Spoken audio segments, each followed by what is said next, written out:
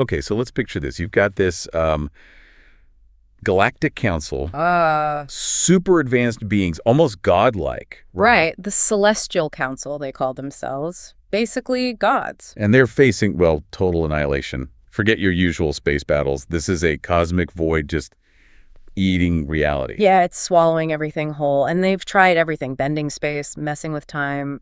Nothing's working. It's completely unstoppable by their methods. So their last desperate gamble, the species they quarantined centuries ago because we were, well, unsettling. That's humanity. Exactly. The story kicks off with these supposed supreme beings just powerless. This void isn't an enemy you can shoo. It's like an existential delete button. Uh-huh. And all their fancy god tech, pretty much useless. It really flips the script, you know? Makes you wonder what could possibly scare beings like that. Totally. Constantly wrecking it and rebuilding. Yeah, that points to this, like, almost terrifying resilience. Or maybe recklessness, learning by literally burning things down and starting over. It's not exactly stable behavior from their point of view. No kidding. A cosmic rap sheet. And you see Ambassador Vex's reaction. Just hearing the idea of contacting humanity, he calls it heresy. It shows how deep that fear ran. It wasn't just caution, it was almost religious dread. But, you know, impending doom has a way of changing priorities. So, with the void knocking at the door, Thieza, the first counselor, makes a call nobody expected. Yeah, breaking a 300-year quarantine, that's pure desperation. You can imagine the panic on the council. And the first contact itself, the human navigator, Xion, he's surprised, obviously. But his director, Chen, his reaction is something else. Oh, yeah. He's so calm, almost unnervingly so, considering who just showed up. Absolutely. Facing down someone from the civilization that basically put Earth in a penalty box for centuries. And then Chen drops the bombshell. That humanity wasn't just sitting around waiting. Nope. We were watching them. The Pantheon. Kept tabs on them the whole time. Self-preservation, Chen calls it. Which tells you a lot, doesn't it? They weren't just victims. They were aware, strategic, even in isolation. Adapting, learning, observing. And then comes the really big reveal from Chen. That humanity has changed. That we're, quote, no longer merely human. Whoa. Okay, so what does that mean? Not just new tech, right? No, it sounds like something way more fundamental, a transformation at the core of what it means to be human. And the description is wild.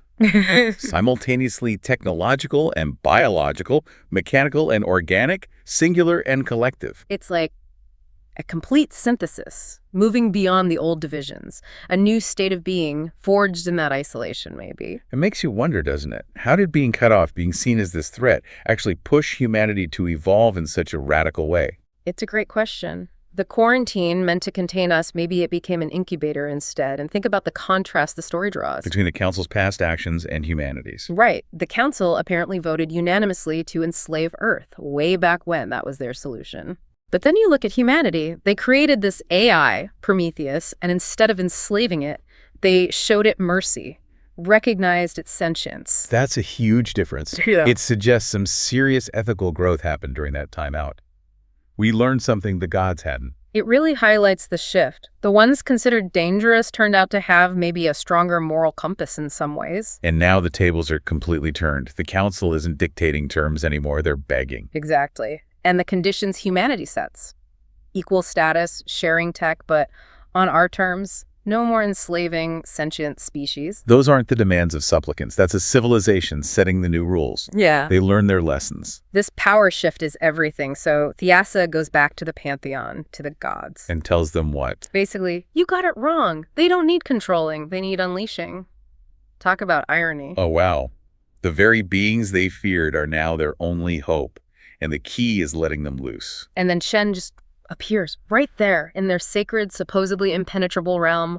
The gods recoil. They can't believe it. Impossible, right? It's a message in itself. Right.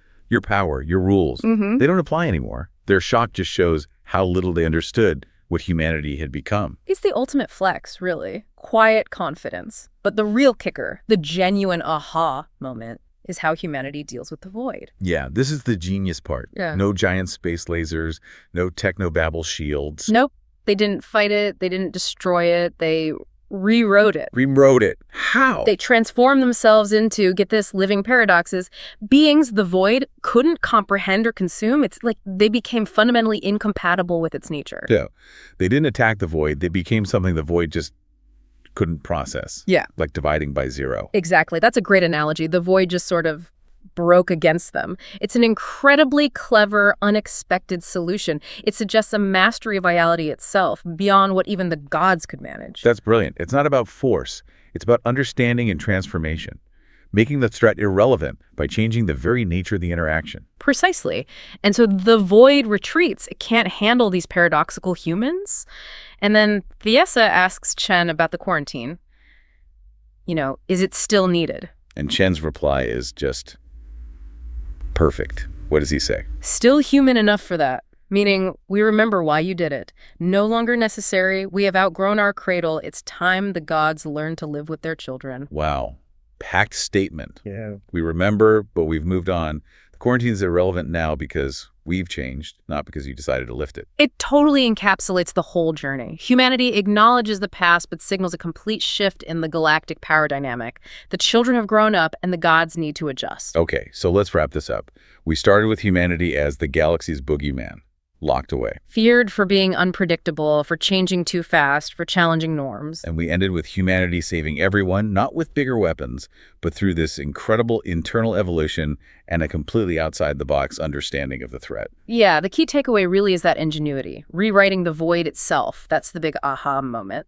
And for you listening, this story is such a cool way to think about potential, isn't it? How limitations or perceived threats can actually drive incredible change. Definitely. And how established powers can be completely blindsided by solutions they couldn't even imagine. That moment where humanity becomes the unvoid, it should really make you think about where true power or innovation comes from. So here's a final thought to chew on. What does it really mean for a species, or even an idea, to be dangerous? Is it just about destruction? Or could it also be about the potential for radical transformation? The ability to come up with solutions so unexpected, they rewrite the problem itself. Something to consider about our own future, perhaps, and how we face the unknown.